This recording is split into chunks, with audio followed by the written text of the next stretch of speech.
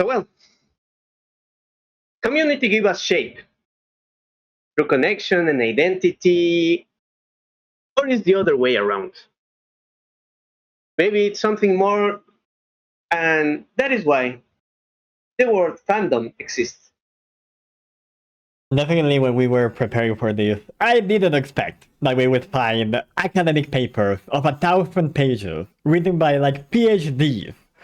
That would be the topic for today. So it has been a pretty wild ride up until this way. So I'm looking forward to whatever is left of this wild ride. We will tell you a bit more about how we came to this conversation today. But for now, let's confront your troubles. And make conscious the unconscious. Hi, this is Josh. And this is Santi. Welcome to this session in the Mind Quest. So today, we're talking about online communities and furries. And as we go along, you may think, wow, Josh really knows a lot about furries. So I just want to clarify, how do you say this? A conflict of interest here. When I was living in the US doing my master's degree, I couldn't officially work because I was a student. So part of my student loans, around 1/4 of my student loans, were paid by the furry community by commissioning furry stories from me. So for today's topic, not only we have like a wealth of academic background, we also have a wealth of lived experience with the furry community and seeing how it works from the inside. But today we're going to use that community as a way to look at all communities. What it means to be a fan, what it means to be a follower, what it means to be a member of a community, and the different ways in which members of a community interact with it. Like I said, it was really interesting. I didn't realize there was such a depth of studies around fandom and fanship, and we'll talk about the difference. So yeah, that's what we're going to see today. Well, I think because we're trying to feed on these ideas, and when you talked to me, I was finding around different stuff around the topic. I thought of myself, well, you're already a furry. You've been grown with a lot of hair on your body, so why not? Let's keep it on No Shave November and let's see what happens. So, today we're to explore fandom and communities.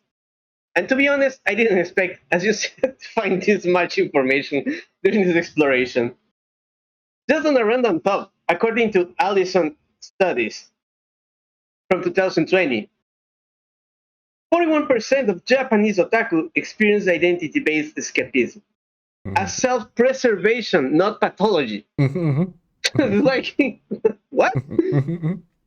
Yeah, this is something that we talk a lot about, right? Like this idea of sometimes when we think about like otaku or like furries or like these like stereotypical people, we're usually thinking of people who are not mentally well, who are part of this community, and this just happens to be like a coincidence. But for a lot of people, for most people, I'd say, the identities or the personas that they portray online are part of themselves, and they usually have a function in their lives, in being healthy, being happy and balanced. So we're going to talk a lot about that today as well. This idea of a digital identity, and we're going to hopefully compare this to like role-playing and what role-playing means in the context of a digital identity. We're also looking at this creative meditation and aesthetic aspects. Because all of these communities are imbued somehow with this creative process right behind it. So only to make some numbers, 78% of Furries report higher self-acceptance post-community involvement, according to Tate and his buddies when he was making the study in 2016. Yeah, I think that was also a surprise for me. Like these, because it was a study made by psychologists, right? The one we were using. It is called For Science, if Chad was to Google it. It's on line 3, it's 1,000 pages, but you can go through it. We went through most of it the other day. I was surprised as well, right? Like when we think of like, okay, furries, like otakus, really, really strong fans, like followers, parasocial relationships. you usually think of unhealthy stuff. You usually think of somebody in a basement not having taken a shower in 2 days and it's eating ramen every day. But what like science apparently found is that it's kind of the opposite. Like generally speaking, like these communities tend to be really, really positive for the people who are part of them. They tend to have these really like curative like how do I say this? These really therapeutic relationships inside the community that for a lot of members of the foreign community are relationships that could not happen anywhere outside of this community. So rather than being a symptom, very much these communities turned out to be a place of healing, the social network of support that we often talk about in this show. And that was pretty interesting as well. So yeah, I mean, yep. Oh, so, but there's also another side, right? Mm-hmm. So we're to see some of the neuropsychological aspect and the cultural role of these situations, but also, according to the study of Balkenburg Mm-hmm. in 2021, 61% of Twitch viewers, these are people now, are emotionally attached to their favorite streamer. And 18% of them consider that streamer a close friend. Mm-hmm. Mm-hmm. Yeah, this was interesting to me as well. I didn't think the numbers would be that high. I like I've been writing off, I think, parasocial relationships, but to think that 20% would fall into this camp of, yeah, like I consider them a close friend, that was surprising to me. I did not expect that high level of that closeness of a relationship. I think this kind of lets us talk about these two concepts of fanship and fandom. It turns out fandom, which is related to the community, a lot healthier than fanship, which is related to this very narrow passion directed at a topic or at a person. So we were looking into that more as well, but it is in many ways, because we're going to talk about communities, it is difficult to separate communities from parasocial relationships. Because usually these communities are organized around charismatic content creators, members from the community who are, in one way or another, who can lead to a parasocial relationship. So yeah, that's kind of what having a store for today. I mean, maybe where can we start today, Santi? What is today's tale? So, well, I do recall other terms here, right? They use these urban tribes Mm. as I was a teenager. Yeah, Mm-hmm, that was mm-hmm, common here. So it was more about music fandom. mm-hmm, Yeah, even you were a fan of this kind of music or that kind of music, and how you relate with the people and the kind of concerts you were to be involved in, and how they actually clashed. There was sort of a war in between tribes during my teenage years.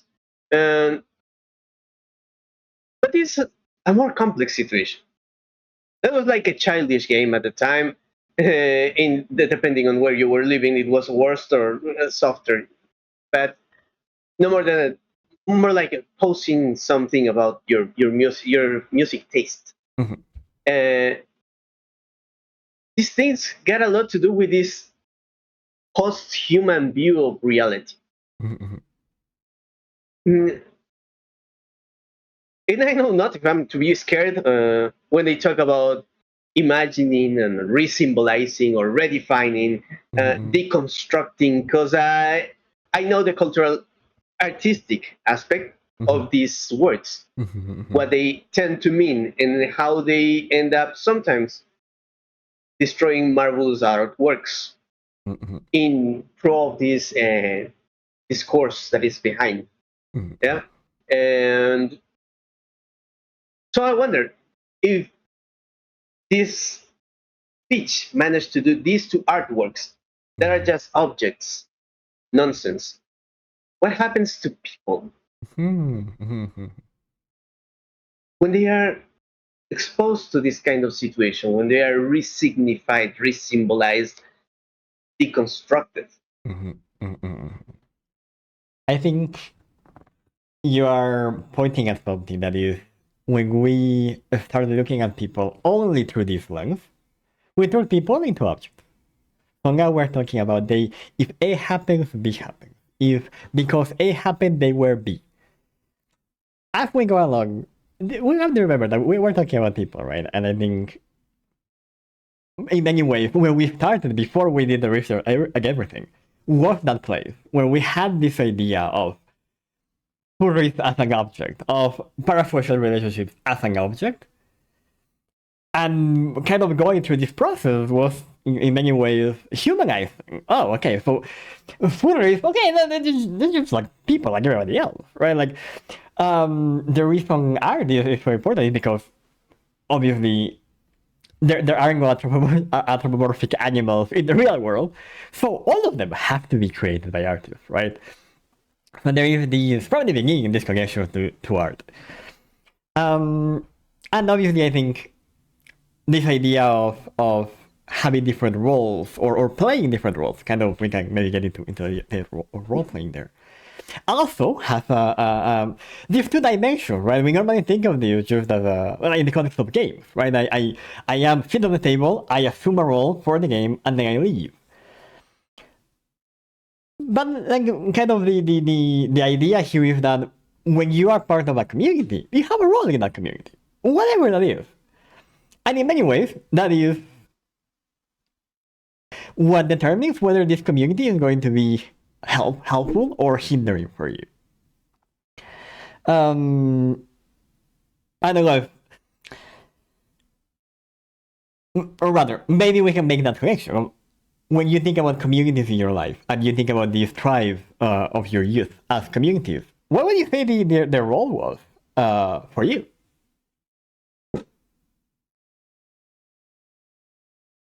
Like, or rather, this is a better question. Were you part of one of these tribes? Like, would you have said at the time, I am this tribe or I belong to this group? But this is where I actually get an issue with this, because I actually think it was bad for me. Ah, okay. So role playing, right? At the beginning, everything starts with that. Just role playing. You're playing a part. So there were a lot of communities to relate to this, and getting into a character and shaping them into a persona, and the various versions of this and how they apply to each community. Like that persona I was investigating about, and what is on with streamers and the VTubers, and well, this more or less the same thing. They're impersonating something or someone, right? In these terms, but for me, the experience was on behalf of dark imagery. Okay. It was walking through black metal and getting into gothic aesthetics, and then getting into vampirism, and somehow getting into Vampire the Masquerade. That's the thing that stayed, but actually the whole process was like darkening, shading my mind. Although not exactly because I was part of a community, but somehow I started to get a part of the community because I didn't wanted it just to be a play. And I was not trying to enact something. I was trying to be the real deal. So it started to mess with my mind. And how did you get out? Or are you still in I the managed cult? to I get mean, it's out. okay if you're the cult still like a problem. I managed to get out. I don't know if you remember that we got when we were doing the club a long time ago, that we got this issue with Vampire the Masquerade, and a lot of people that was actually kind of vampiric fanatics that didn't get the idea that it was actually I a do game, but remember, they were yes. trying to get into a let's drink each other and Yes, have a lot of blood around. I do remember the guy who wanted to drink blood. Yes, I know, I remember now. So tabletops, it was familiar, and yet somehow it became a really distant thing to do. So I started to get separated from people, from my family. So I didn't match with the ones that were supposed to be part of my community because I was getting into darker places, and it was all by myself. So what is that? What's the real difference, and when Excellent. this division happens? Excellent. So this that you just pointed out is the difference between fandom and belonging to a fandom and fanship, right? So again, these are academic terms. Now they separate the world like this, but remember this is like a spectrum, right? We're all somewhere in between these two poles, right? So on one hand, you have fanship, which is the individual experience of passion, of liking, of wanting to be part of something, of wanting to enjoy something. So in many ways, this is what you are describing here, where you by yourself started getting deeper and deeper and deeper into this topic that you really like, by part of the masquerade and so on, and the darker aesthetics and so on, and the goth aesthetics and so on. That side is passion. That directed passion that is only for you and that it really only depends on you. Then there is fandom, which is that same passion, but directed not at the topic itself, but at the community of the topic. So we've been talking about furries today, right? So a good example of furry fandom would be an artist, someone who is very much part of the community, whose role in the community depends on this social participation. And that because of that social participation, that's kind of what generates the interaction and keeps the community moving, right? So there is this element of being part of something. Fanship, if we go to the other extreme, would be the individual in their, I don't know what I'm saying basement because I just told you I pay one for my student look, but an individual in their house who is purchasing the art from that person to furnish their wall. No interaction with the community, no interaction with anything else. I am just consuming. For that is faction. So that would be me. Me, I love furries, so I consume furries. Fandom, me, I love furries as a community. I want to be part of the community. Yeah, I also consume furries. But I'm really there for the people. I'm really there to do something. I'm really there to share my art. I'm really there to have this enjoyment, this communal enjoyment of whatever it is we like. So if we like anthropomorphic animals, I am there for us to enjoy together. That's fandom. If I on my own, by myself, gather, consume, that's fanship. Neither of these is good or wrong, but they help us understand sort of different behaviors of different fans in the community. Some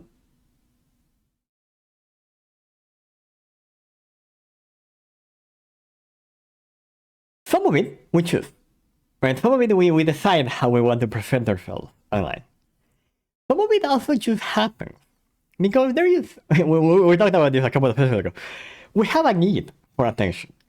So we will try to satisfy that need in different ways when we find ourselves with a community. And that's kind of where I don't know if problem is what I should here kind of appears. Because there are different ways to satisfy this need, right? I can satisfy this need, like the 80% of people who think their favorite streamer is a very close friend, or I can satisfy this need by going to a furry convention, right? And having that social experience. So so these are not mutually exclusive or you choose voluntarily. This is how you answer to a need based on what you can do and the resources available. Right? We've talked about a lot about the privilege of geography, for example, right? If I live in San Diego, California, I can probably go to a furry convention anytime I want. If I live in Redmond, Alberta, I may not be able to go to a furry convention anytime I want. So there are these elements as well of what I can realistically do in my environment, right? If I can love furries, if I live in the middle of Nunavut, probably gonna be very hard to do a furry convention unless it's polar bear themed. So keep that in mind. So I think that there is, I think, an interesting question there for you and for chat and watching there. Like, as you go along in communities, like, ask yourself, like, am I leaning into fanship? Is this an individual experience that I'm having? Or I am leaning into the fandom. I am here for the community, for the people, for the interactions to share or whatever. And I think that will sort of give you a hint to this idea of being authentic, or what is authentic, right? We were talking about this, like authentic relationships versus parasocial relationships, authentic passion versus I don't know, like posting or something like that.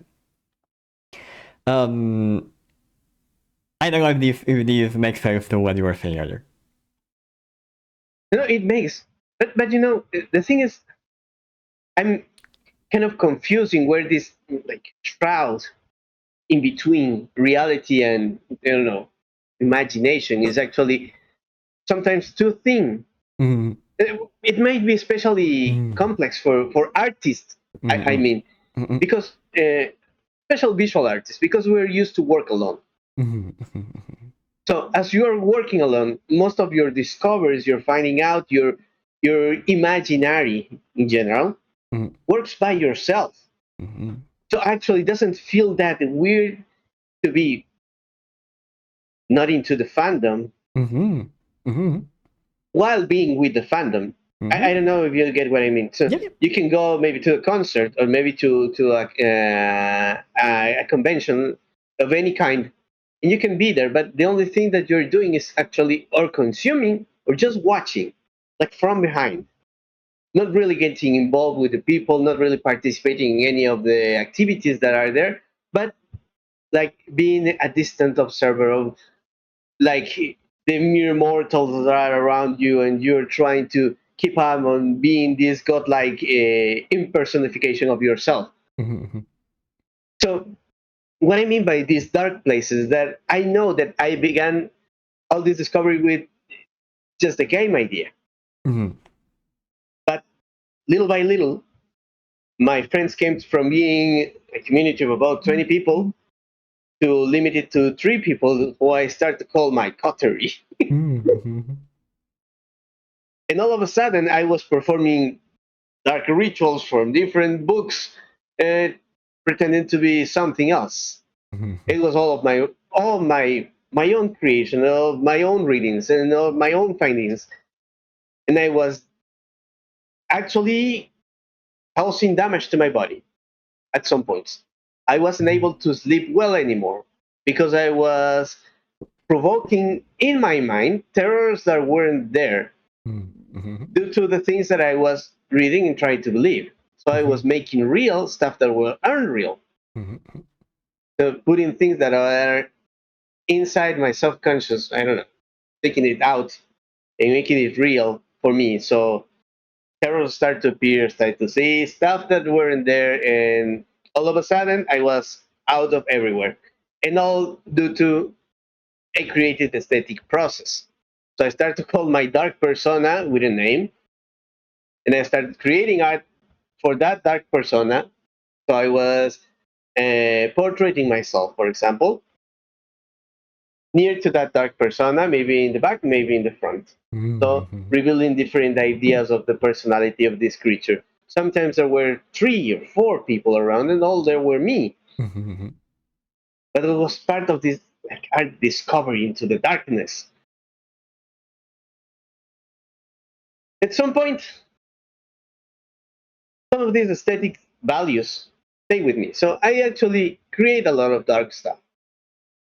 But it doesn't mean anymore reality to me. It's just okay. I got this nice idea. I think I can perform it and take something out of it and make it work somehow. Mhm, But it's no longer that part of me. It's mhm, just the I don't know the scratch at that state. Yeah, what what lasts after the crash? I was at some point I crashed myself to the world, and I find out that was not the reality, and what was left, that was what stayed with me. So in the multiverse, right, where something never gets to play Vampire the Masquerade, do you think you would still like these darker aesthetics? I think I will get to another thing. So if there will be other versions of me, Uh-huh. yeah, maybe they'll get attached to different stuff. I don't think this is like the only possible outcome that I could have get. Hmm. I mean, at some point, and I may know more or less where it happened, something made a click on my head with the dark ideas, with this dark creativity, with these dark artistic or aesthetic movements, and they stay with me. It was attractive, but also I could have got into some erotic arts, for example, because they were close to me too, somehow, and in the likings. Or maybe I could have gone completely the other way and get into rap music and rap culture and get into graffiti. I don't know. So there were a lot of possibilities. I didn't really get it because there were a lot of influences out there. So I would have attached to some of those, and there would have been different outcomes. That's what I do think, because the creative part was there, but choosing the path was something different. So it was like the first that made click with me at that moment. Maybe it was because I was also, even when I have a lot of friends at school, I was mostly the guy that preferred to be alone.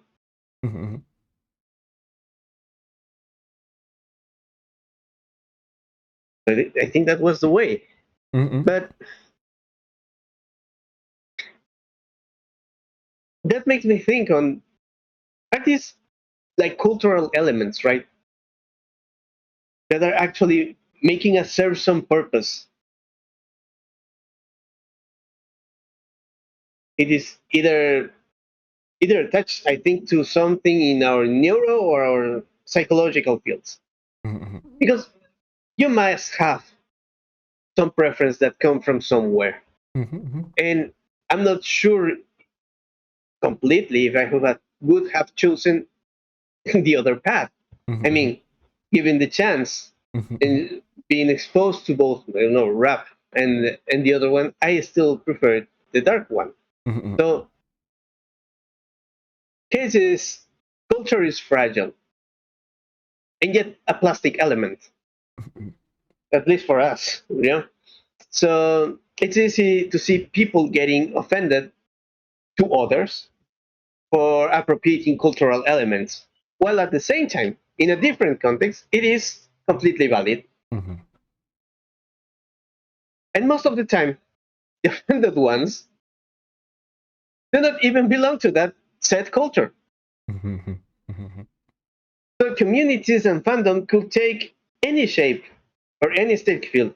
And yet, I got this feeling that some members of it would do anything to force an explanation on why you don't belong.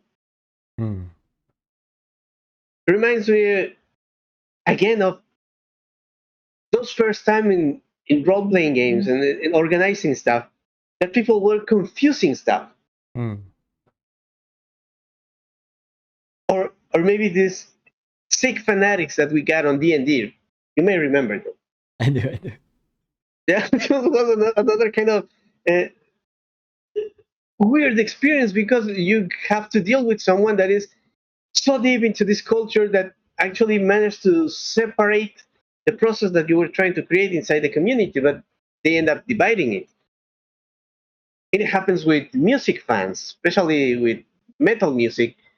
They are always on the hunt of who is just posing the idea of being a fan of this genre of the other one and asking questions on bands and songs, and instead of just enjoying the process, enjoying the music, enjoying the whatever is going to happen. So how is that we manage to get some purpose of all of this? Before we move on, you wanted to highlight this because I think it's a great example. We talked about last time about archetypes and how archetypes, humans confused and then the archetype. Your story about the dark side, perfect example of how you found the archetype of darkness and then you had to do something with it. And you went through this journey when it controlled you, then you control it, and then you got to a point where the archetype is now under you as a human. So you come first, not the archetype. And you wanted to highlight that because it was a great example of when we were talking about last time in a more abstract way. This is a good example. So now you can say, the archetype of the shadow. But you came first, not the archetype. I just want to highlight that element for Yeah, we look. So I think coming back to this idea of community for fandom. Something that was really interesting about the paper, and like I said, if Chad, you're interested, you should look at it. If you like numbers and charts, and it's a really, really nice paper. Something that they show, and again, this is a correlation, right? So they don't explain why this is the case, but they show that people who are higher on fanship, remember, that's an individual passion that I don't care about the community. It's me, I love pogies, I love followers, I love vampires. People who score higher in fanship and lower in fandom, remember, fandom is being part of the community, it is these people who tend to have this more gatekeeping attitude in the community. It is these people who tend to have more hostility towards outgroups, people outside the community. It is these people who tend to have more, I don't know if it's toxic, but that's the only word that came to my head. More toxic sort of relationships inside the community, right? They will be more disruptive. Again, the paper doesn't explain why. It only discovers this, it only presents this information. But I think it's an interesting element to think about this thing, right? Like how the people who tend to be the most gatekeeping are also in many ways the most isolated, are also the most that are on their own, even inside the community. They are not going to, I'm thinking of the paper, right? They are not going to the conventions, they are not going to the forums, they are not like reading the fanfic, etc., right? They even had this breakdown by website where they show that the higher in fanship you are, the more likely you are to go to fucking 4chan instead of like for affinity or a website for your specific community. I think in many ways this is a question that we all have to ask at some point, right? Like, what is it that I like about this, right? Like, is it me, like, is it who I am when I am in this community, or is it what I get from this community? And I think that's one way of thinking of it, as in terms of fanship, what I get, fandom, who I am inside this community.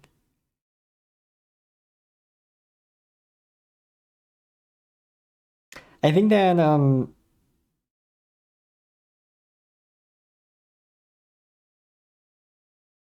I think and it goes well here. I think this is an interesting question to me. Like, what do you say then now in the present, with all the things that remain and all the adventure of this story? Would you say or would you consider yourself a part of a community, like I don't know, like a dark community, a goth community, something like that? Like when you say I like dark art, is there a sense of I like dark art? I'm a dark artist. Like, is there that sense of because I like this, I still belong to this group, or does my question make sense? it does. But at this point in my life, I actually got this feeling of not belonging anywhere, and somehow I don't want to. But I don't feel myself as a fan in any way. So I like stuff, and I take what I prefer from them. Yeah, but I don't stay just in there. So nowadays, and also as an artist, I managed to create on different styles and different techniques and different ideas. And it doesn't really matter. Not everything is darkness and deep macabre into the occult, right? But well, I can do chibis if I want to, and furries if somebody asks, but not like my main media. That's not what I will choose for myself. If someone asks, yeah, well, okay, I can do it. It's not a problem. Yeah. But I've read that these communities are actually good at being socially reciprocals. But from what I see, and from my experience by myself, there's a lot of stigma related to fandom. I don't mean I'm not meaning like I quit being part of the fandom of being a fan because I feel stigmatized. But I don't know. Really, at some point, put a step outside. Yeah, Mm. like being gamer. Mm. It was like cool stuff when I was at school, but nowadays, even I know that most of that community is still my age. Mhm. I don't want to say I'm a gamer Mhm. because I don't feel like it. I play Mhm. video games, yes, I do, but it's not on a daily basis first. So I don't think like I'm really trying to do something on it. I'm not showing off what I play. I mostly play games that are one person, that's it, Mhm. and you stand alone and you don't need anybody else to play with. So Mhm. no gamer in that kind of field. Mhm. I just play for the experience sometimes. I just play to hear the stories and find out about something else or something new that I like. But but I know that generally fandom it's synonym of rejection. Mm. Mhm. And somehow it bothers me, not exactly for me, but because I've been a teacher so long and I know it's been bad for some of my students Mhm. at teenagers. So somehow it's better if you actually belong to the community than being outside. Mhm. And it's better to accommodate your taste so that it is better secluded in your own dungeon. I mean, what do you do with that taste you got? Because there are tastes that you can show off to nowadays, but there are Mhm. others that you can't and you Mhm. want Mhm. different reasons. Mhm. So, how we work with this idea of okay, I do want to belong to a community because I will feel safe there, but at the same time, I need to fight the stigma. Excellent. Mhm. Yep. No, excellent question. I really think this was an amazing question. Even in the paper as well. Like,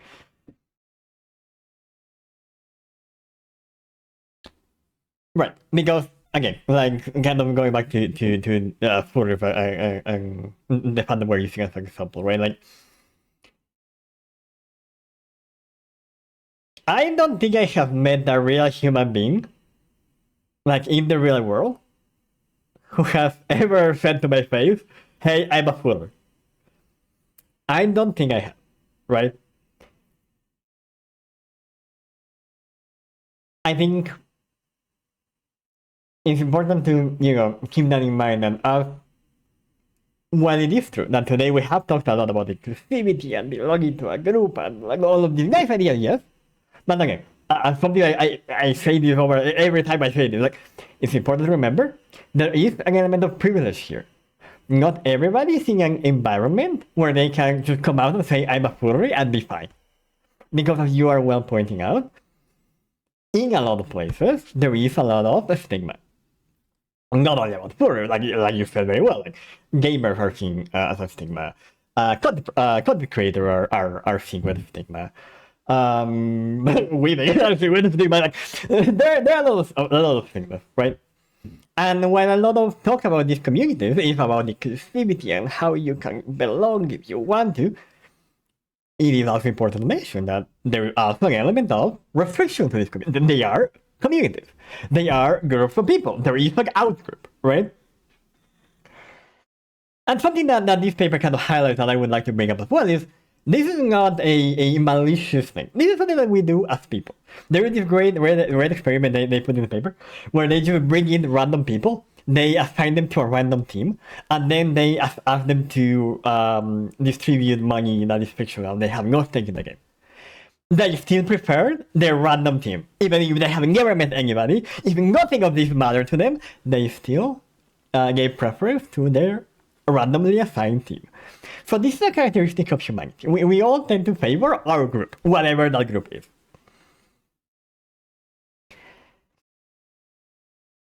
There is also the opposite. There is also, if we go to the other extreme, where these communities can be incredibly inclusive, sometimes they are faced with the problem of we have somebody who is disruptive, who is causing problems to the community. So what do we do now? We accept everybody, but this guy really needs to go. So what do we do? These are these are troubles that every community will have to navigate. Not on a wider sense, like the furry community cannot really answer the question of I don't know, are gutsy for part of the community. But the furry community category can say, no, if you are fucking gutsy for, you are not part of the furry community, right? Every community has to at some point answer this question of who are we and who is not we.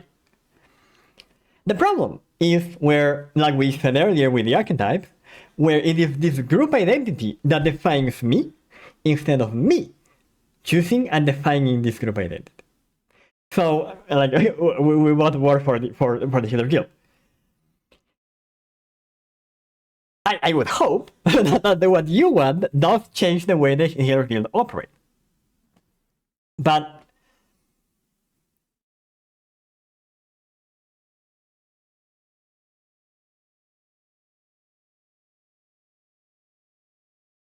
hopefully, the way the Healer Guilds operate, even if it's very nice, doesn't change the way you live your life. Because at the end of the day, it's a job. Right? So there is this intervention, but humanity has to come first. The institution cannot come first. So the fandom cannot come first. You cannot give up what you are to become a furry. You cannot. We were going through the story of darkness, right? Like, it's okay to love the dark. The problem is where you start giving up what you are for the social group, the archetype, the whatever, right? Same thing with fandom and fanship, right? Fandom, generally positive, right? Like the stats don't lie. The numbers say that being part of fandom is a positive mental health experience for everybody involved. However, fanship is also goes hand in hand, and it's the opposite. Fanship can be seen as a way to feel like you are having connection without actually having connection. So I am reading 4chan on furries every day. So, oh my gosh, I'm such a furry. I have never in my life spoken to another furry. So I fucking hate them because they are all degenerate. But I also love furries. I do love the porn. Right? So that is one of the examples of extreme fanship. Somebody who just loves the porn and never engages with anything else. That would be extreme fanship. Like you really like furries, but you are not in any way part of the community. And that is pretty harmful, right? Like, this is an idea that I'm putting up. It is like having grapes and gummy bears. It's okay to have gummy bears every once in a while. But if you only have gummy bears, if you only are by yourself, if you only are purchasing, if you only are consuming, you are leaving on the table everything that is actually healthy for you. Everything else that the community could actually do for you, you're leaving on the table where you completely disengage and only consume. So, whenever a group identity overrides your individual identity, that is problematic.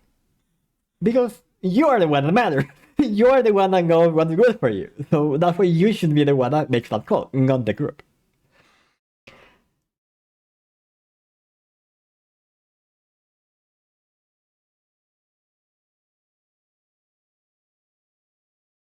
I also think that there is something important in what you said about I like things, but I don't necessarily belong to a fandom. I'm not a fan of things.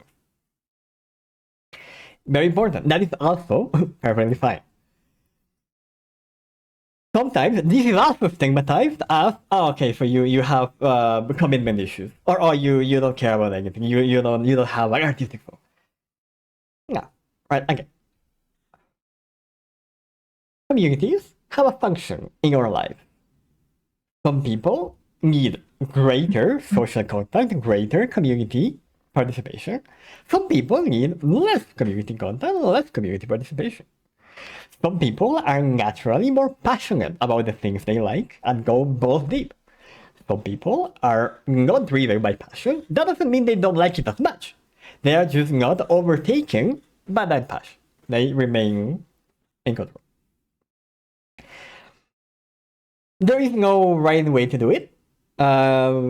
Yes, like if you are Buddhist or if you are some sort of Hindi, it would technically be recommended that you try not to identify with things. Because, yeah, that's true. At the end of the day, you are not a furry, you are not a brony, you are not a gamer, you are you. Everything else comes after, right? So there is that perspective that comes from some Eastern philosophies where the recommendations actually don't identify, like don't make being a furry part of your identity. Just be aware that yeah, I like anthropomorphic animals. I don't have to change who I am because of that. I can go to a furry convention. That doesn't mean that I have to do everything else that a furry does. Like, okay, you come first, not the community, not the behavior, not the. No, this makes sense. No, this fit with the story of darkness and.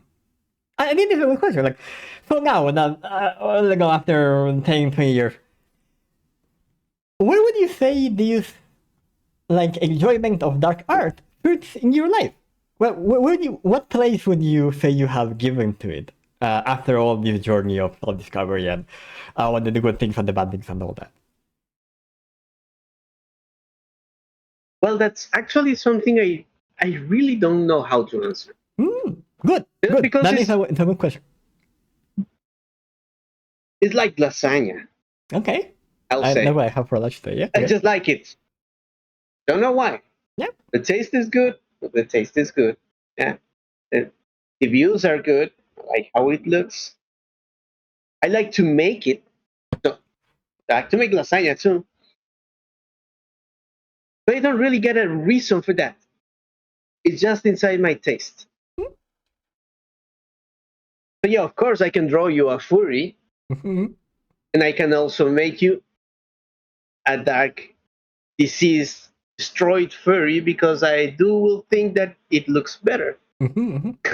Mm-hmm. Yeah. So somehow that just built up on my taste, and it managed to stay.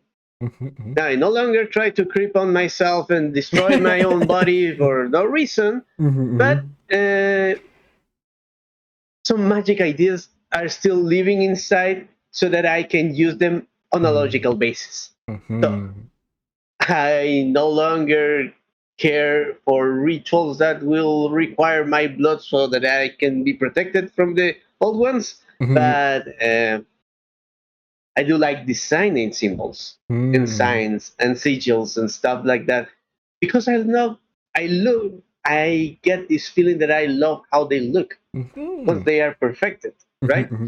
So it's not like a deep relationship, but just the need of creation. Mm-hmm. And somehow that's how I prefer to have this relationship. Mm-hmm. Not from the idea of I am forced to be part of this and follow these conventions, general conventions, social conventions of this community that actually are good for some of these people, but prefer to stay back, watch, and create on that base. If that makes me part of the community and somehow the rest of the community think that I'm actually participating, being part, it's good for them, but I really don't care. So nice for that, but it has happened to me on what is this? It's DeviantArt, for example. A lot of people start to ask me for commissions and stuff around it, and so that I can make pages. There was this weird guy that asked me for making something about two Karens.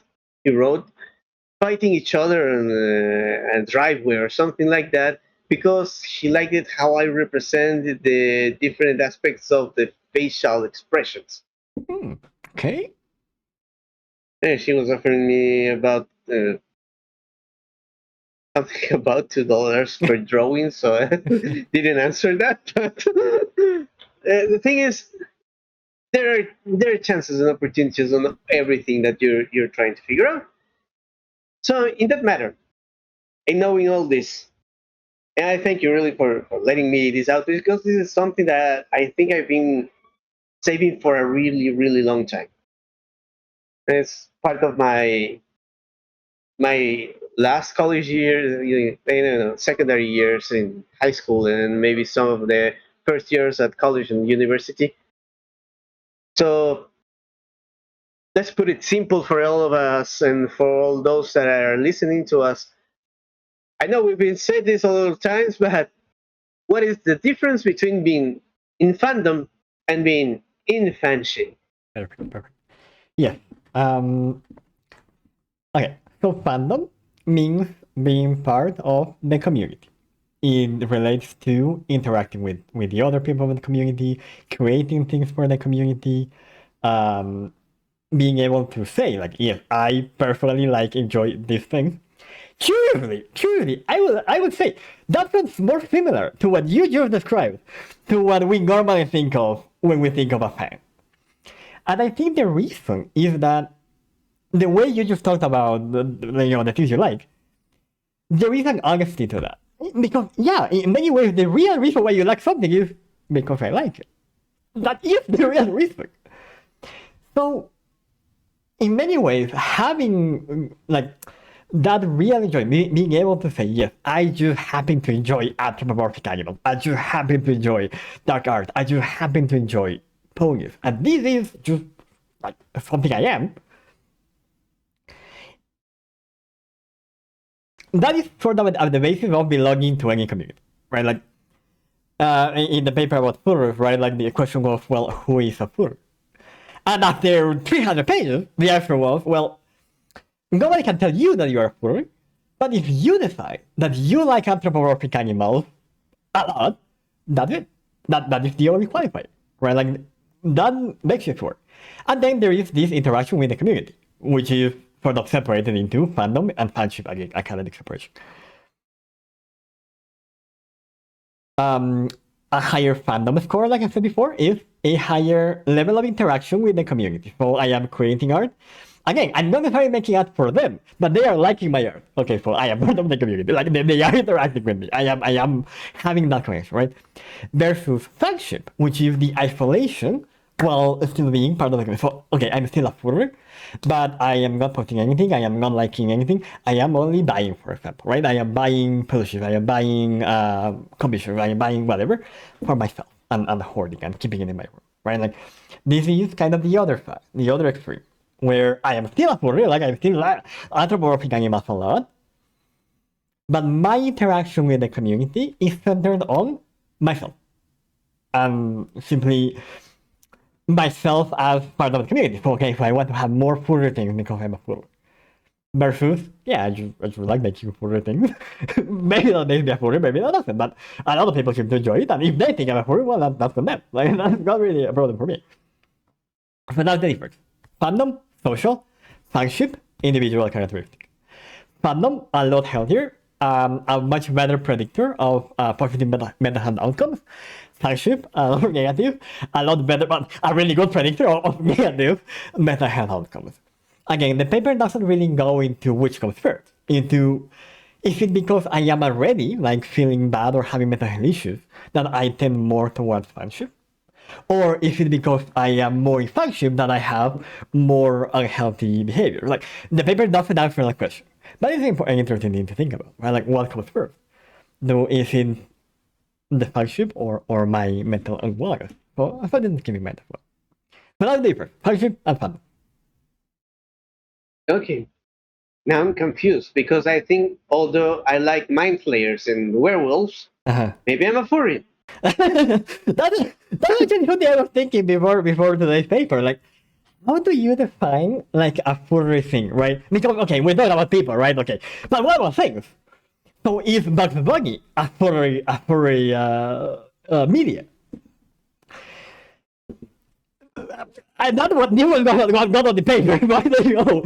But the way I would like as a writer of furry things, I would say something becomes furry where like a narrative becomes furry where the animal part is indispensable for the narrative.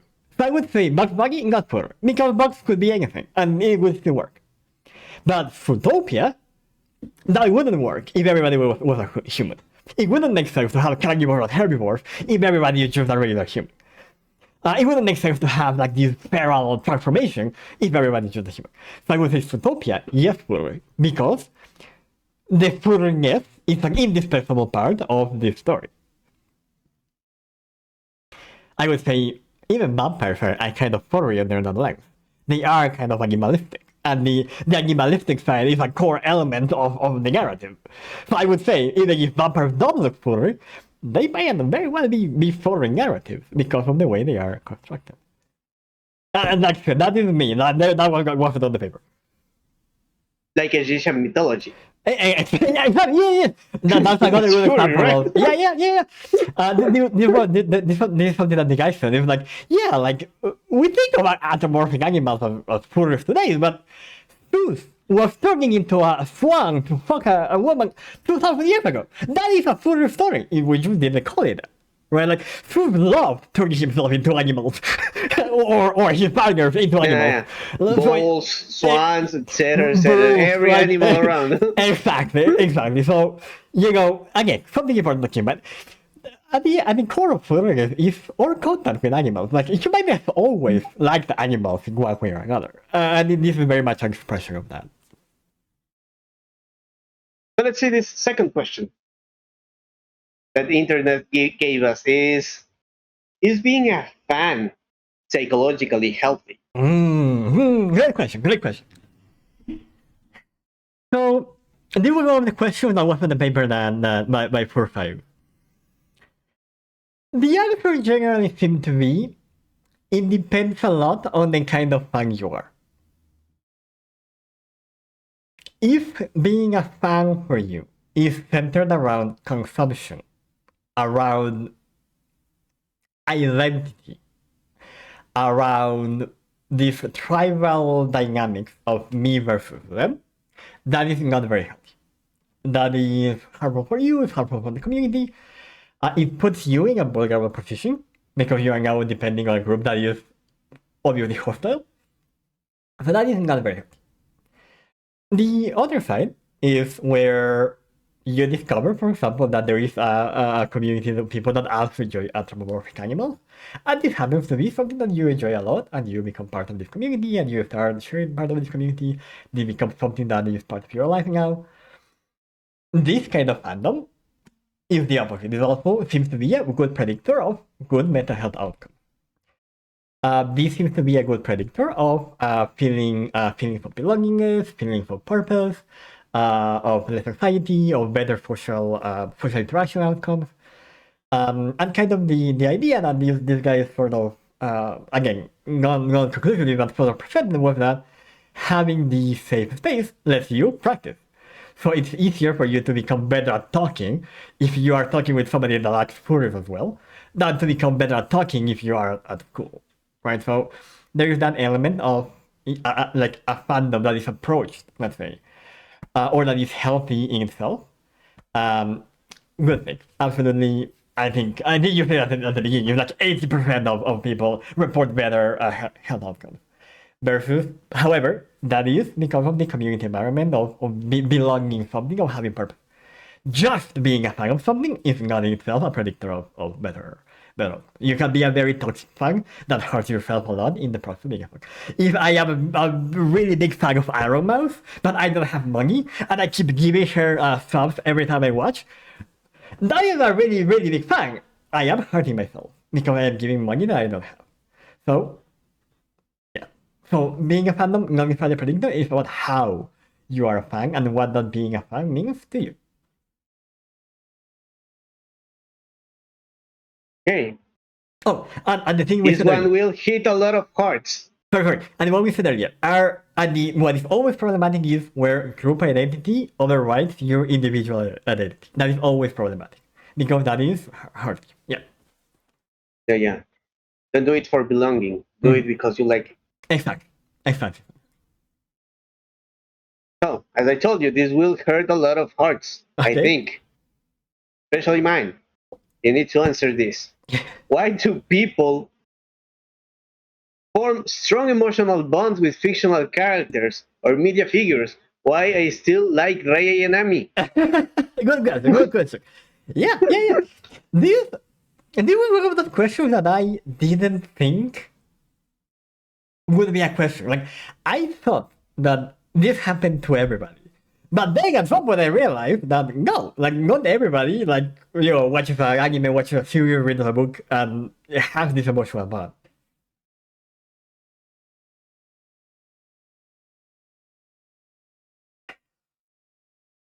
Okay, so there are a few ways to answer this. Let's answer with like from the most basic level of neurology.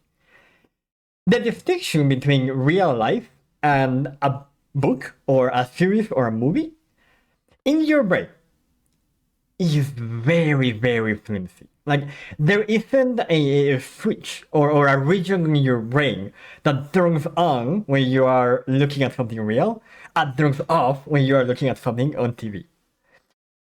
There isn't a region in your brain that when you are reading a true story activates, and when it's a fiction story deactivates.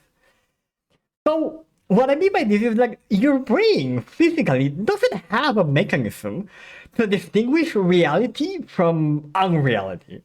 If you take LSD, your brain cannot tell what is real and what is not. You, the awareness, can be like, okay, maybe the dragon I'm seeing in my room is not real. But your brain cannot. The regions of your brain that activate are the same. So when you are watching a series or an anime or reading a book or listening to an audiobook, you're really getting into it. Like you sort of let go. You suspend your disbelief. Your brain engages as if this was real life because it does not know how to go do that. So from a neurological point of view, this happens because we cannot tell the difference. So that's why we can do bonds with anything, not just with living beings. I can have a bond with a rock. But that's on one side, on the neurological side. But there is nothing biological that prevents you from having an emotional reaction to something that is not there with you. On a psychological side,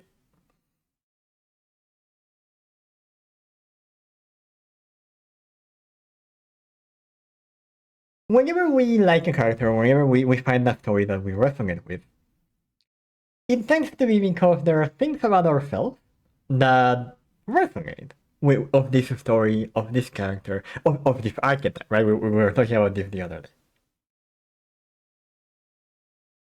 day. The more general version of this is, we like stories where the underdog wins because everybody feels like the underdog at some point in their life, right? So that is the idea. So the narratives that we choose and that stay with us over time and that really hit us tend to be the ones that speak to us on a personal level, either consciously or unconsciously. So if I am reading like this book and I really like this character, oh my gosh, like this is just like this for real, and then they die, it's gonna be a hit for me because I was invested in this character and I can see myself in this position. So that doesn't mean that I'm going to go through this thought process that you did. And that would be a clash. I will just feel sad because, oh, fuck me, this guy died. This is a work of fiction, but I'm still sad. And the sadness is real because your brain cannot tell the difference. It cannot create fictional sadness for you to feel sad for the fictional character. It is real sadness. Does that make sense? Yeah. Well, I think that's the reason behind a lot of stuff, actually. Yes, yeah. I was going to say, we said earlier about this idea of this lying, I think you said, or this boundary between what's real and what's not, and you notice how you can go. That boundary is really, really flimsy. Most people do not realize how flimsy that boundary is. But it is really, really, really thin. Like the difference between somebody that thinks that they are being chased by the FBI and you is a lot less than most people would think. It all remind me of the events of the presentation of the cinematographer at the beginning, with people running out of the tents because the train was coming. Yeah. No way to difference from reality. So, and even though it was black and white cinema, right? Exactly. Because your brain does not register the difference. Nowadays I got kids, or I used to have kids that tend to believe that actually the world turned into color. Yeah. It was black and white before. Well, can fandoms act as communities of healing or identity building? I would say yes, but it is not a given. It has to be an explicit decision that somebody makes at some point. So when we are doing this podcast, we have an idea of the community we're building around it, and we know that we are trying to make it healing for people. That that would not happen. I mean, it can happen at random. Generally enough, there usually is a person who either explicitly or implicitly is there to take care of other people, and they will promote these more healing behavior, more healing environment. If there is nobody doing this conscious choice or putting in the effort, just because you are a fan of something, that is not healthy. That is what we were saying earlier. That is faction. That by itself is not a good predictor of better mental health. It is the healing space, which is has to be created with some sort of intent. Sometimes you're saying like, oh, this is an inclusive group where everybody's welcome. That's it. That is a healing community. But you have to actually go to the group meetings. You have to actually be part of the community. Yeah, yeah, good. No. Then when does fanship become unhealthy or maladaptive? Sorry, Excellent. Yeah. maladaptive. Good question. Good question. We did vilify function a lot today, but I think it is important to clarify. Like, again, everybody has a level of function, but everybody has a level of fandom, right? Function becomes problematic when it starts replacing other things that you would like to do. So, if what I really want to do is meet somebody and get married, but instead of that, I am in like an Iron Mouse stream throwing money at the streamer, that fandom is actually unhealthy. That is stopping me from doing that. If I decided that I want to go to a VTuber convention to meet people and maybe find a wife, that same faction became perfect. So you don't even have to change what you like. It is about how you interact with that community. Again, same thing.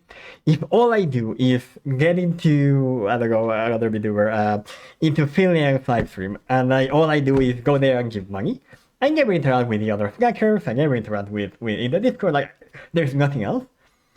There's nothing about that interaction that is going to be healthy for me. All I'm doing is giving money to somebody, so I get that dopamine hit of, oh, they found my game. Oh, I don't know. I feel like I am supporting somebody I care about. Again, that is sort of covering up the maybe I actually want to feel that somebody depends on me. I want to feel that I am protecting somebody, but I don't have that in my real life. So I am covering that with something else. So when these fandom behaviors are there to cover up other things, or are replacing in a way that you don't like things that you would like to do, that's when it becomes problematic. And we're talking about gaming earlier, right? Like, nothing wrong with gaming. If you want to get a job and you are playing 12 hours a day, yeah, that is problematic because of the context where that is happening.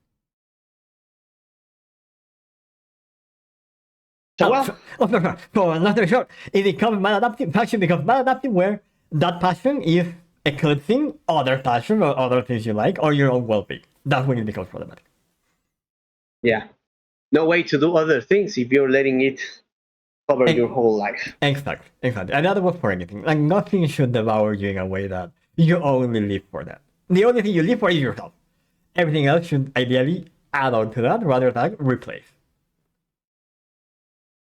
Well, we'll love to hear from you on the other side of the screen. How are your experiences on how you've done or dealt with these kind of situations? But still got something on my mind. And it's, why do we role play?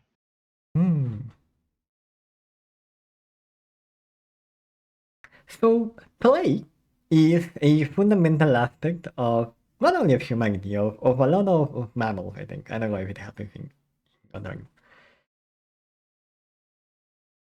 It is so important, like I said, that dogs play, cats play, horses play. It seems to be fundamental to our evolution as babble.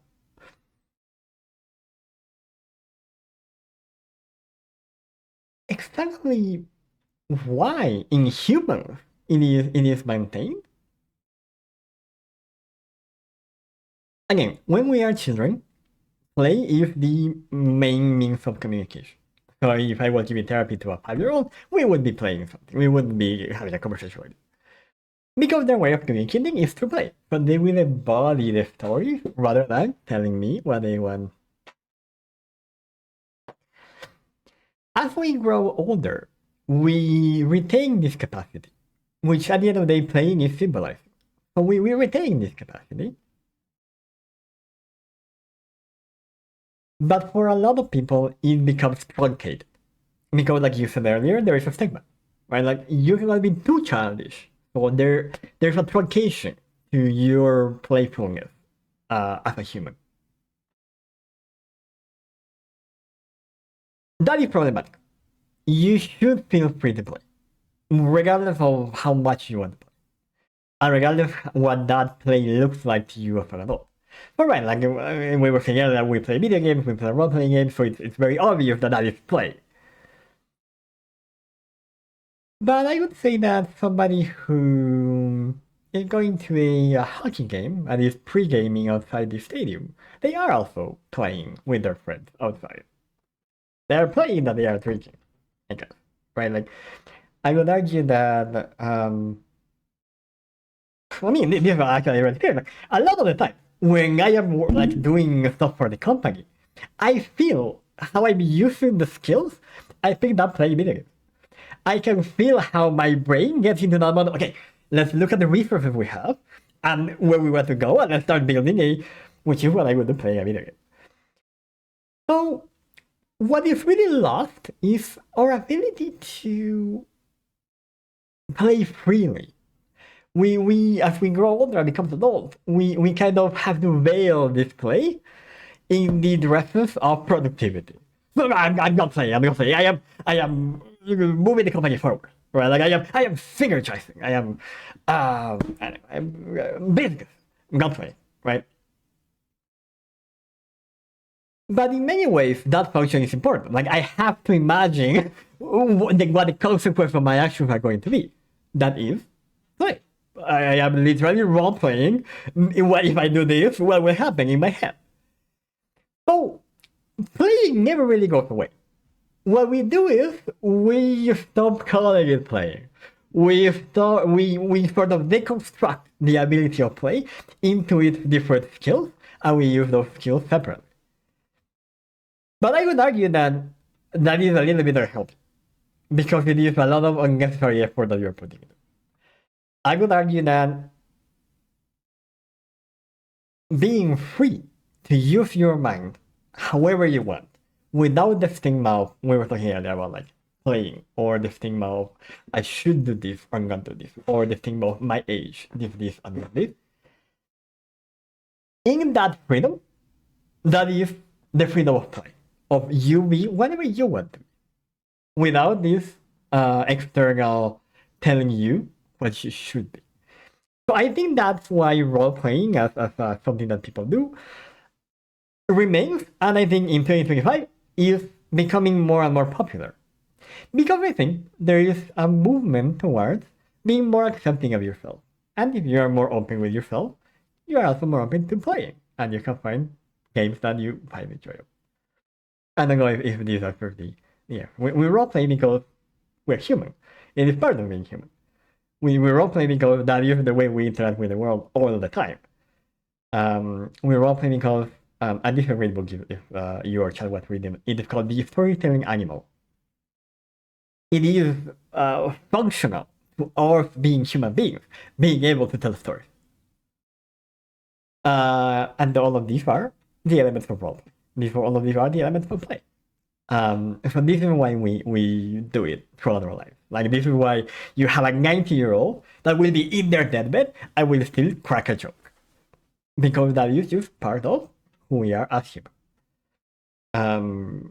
And in many ways, I would say, kind of the encouragement there or the recommendation is try to be more comfortable with playing. I think that people who are generally more comfortable with playing tend to be, again, generally healthier people. generally more stable, maybe. I think it's a better word. Generally more stable people. Precisely because there is a greater self-determination and lesser depending on the outside. But yeah, we roleplay because we're human. Not even the individual actor, not just playing fighter. Very good. So, well, now it's your turn to be the persona you feel you are. It does not matter if it's just for fun, like in a game, or if it feels like yourself. You're now free to try. Yeah, and as always, thank you, Santi, thank you, Charles, for being here today. And you don't forget to follow us, like us on social media and YouTube, and all that good stuff. And yeah, and shout out to the furry community for paying for my master's degree. Technically, this show and this company brought to you by the furry community. So shout out to all those guys. Thank you, thank you, Thank you to the Shaggy people. thank you.